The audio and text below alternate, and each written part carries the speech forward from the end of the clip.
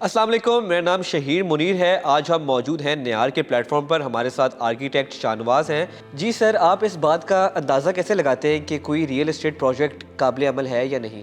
جی، کسی real estate کے قابل عمل ہونے کا اندازہ ہے کہ بہت سارے فیکٹرز ہیں کہ وہ قابل عمل ہے کہ نہیں۔ ایک تو کیا کوئی ضرورت پر بیس کرتا ہوا پروجیکٹ ہے، سب سے پہلے یہ دیکھیں کیا اس کی لوکیشن ٹھیک ہے، کیا واقعی اس ایریا میں اس کی ضرورت تھی، آنے والے 20 سالوں میں اس جگہ کی کیا پوزیشننگ ہوگی، وہ کتنے ایریے کو فیڈ کرے گا، آج کتنے کو کرے گا۔ پھر دوسرا کہ جو اس کا ڈیولپر ہے کیا اس کا مائنڈ جو ہے وہ لوگوں کو بینیفٹ دینے کا بھی ہے کہ نہیں، کیونکہ اگر لوگ ساتھ شامل نہیں ہوں گے اس کے، اگر وہ ان کو دینا نہیں جانتا، صرف اس کو اپنے پروفٹ سے غرض ہے اور وہ پروفٹ مارجن بھی اپنا زیادہ رکھ کے بیٹھا ہوا ہے، تو اس کا مطلب ہے کہ وہ پرائس ان ورکیبل ہوتی چلی جائے گی، وہ ایسی پرائس بن جائے گی کہ انویسٹمنٹ زیادہ ہو جائے گی۔ اب انویسٹمنٹ لوگ کیا دیکھتے ہیں کہ جی ہم نے اتنا کرایہ دے سکتے ہیں کیونکہ یہاں تو بزنس اتنا چلتا ہے، لیکن انویسٹمنٹ اس کے اوپر زیادہ ہوگی ہوئی ہے۔ اس کا مطلب ہے کہ انویسٹمنٹ کے پوائنٹ آف ویو سے جو انویسٹر تھا اس کو اگر اتنا کرایہ نہیں ملا تو وہ تو ختم ہوگی، اس کی مطلب وائبلٹی تو نہ رہی کہ اب ایک بندے نے 10 کروڑ روپے کی ایک شاپ خریدی ہے اور کرایہ اس کو اس کا 50,000 روپیہ مل رہا ہے صرف، تو یہ تو غلط ہو گیا نا۔ یہ تو اب حالانکہ کرایہ اس کو کم از کم 1% تو ملنا چاہیے جو کہ 10 لاکھ روپیہ بنتا ہے۔ اب 10 لاکھ روپے کا کرایہ کون دے گا؟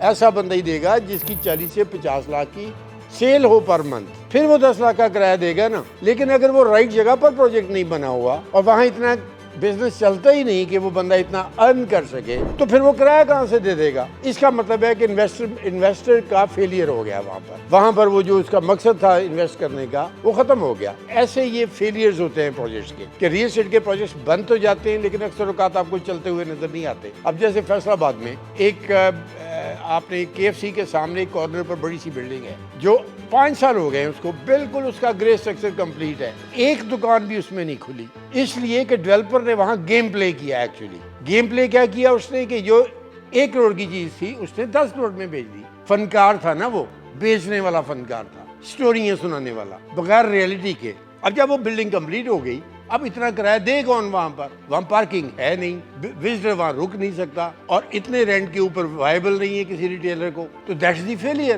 اب حالانکہ اس سے بہتر لوکیشن ہو سکتی ہے کوئی اور کہ ڈی گراؤنڈ میں اس کارنر کے اوپر، اب میں KFC کے سامنے ایک لمبی بلڈنگ کی بات کر رہا ہوں جس کے اوپر ریوالونگ ریسٹورنٹ آپ کو گول وہ بھی بنا ہوا نظر آ رہا ہے، لیکن گرے اسٹرکچر ہے، 5 سال ہو گئے ہیں اس کو اسی طرح سے کھڑا ہوئے۔ یہ ہوتا ہے کہ انتہائی زبردست جگہ پر کمرشل پلاٹ تھا وہ، لیکن وہاں گیم پلے کر دیا گیا، ڈیولپر نے وہاں پر سٹوریاں سنا کے ہائی پرائس کر دی، یہ نہیں سوچا کہ آگے آنے والے بزنسز کیسے چلیں گے، وہاں پر کون لوگ افورڈ کر سکیں گے۔ اب دیکھیں نا، ایک بندے کو شاپنگ کے لیے آپ کلائنٹ کو جب تک فیسیلیٹیٹ نہیں کریں گے کہ اس کو اگر 10 کروڑ کی اس نے دکان لی ہے کسی بندے نے اور اس کو وہ 50 لاکھ کی سیل ایسٹیمیٹ کر رہا ہے، تو آپ کو پتہ ہے اس کا کیا مطلب بنتا ہے؟ اس کا مطلب یہ بنتا ہے کہ کم از کم اس کی 15 لاکھ کی سیل ڈیلی ہو۔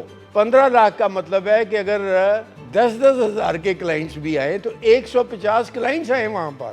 150 کلائنٹس کا مطلب ہے 150 گاڑیاں، اور بھئی گاڑیاں تو وہاں پر 10 کھڑی کرنے کی جگہ نہیں ہے، تو 150 بندے آ کیسے جائیں گے وہاں پر؟ آئیں گے نہیں تو سیل نہیں ہوگی تو وہ کرایہ نہیں دے سکے گا۔ یہ دکاندار کو بھی پتا ہے، اس لیے وہ وہاں آ ہی نہیں رہا، وہاں وہ دکان کھلی نہیں رہی کوئی۔ تو بڑا ایک خوبصورت سی مثال آپ کو ایکسپلین کر دی میں نے mathematically. Thank you very much.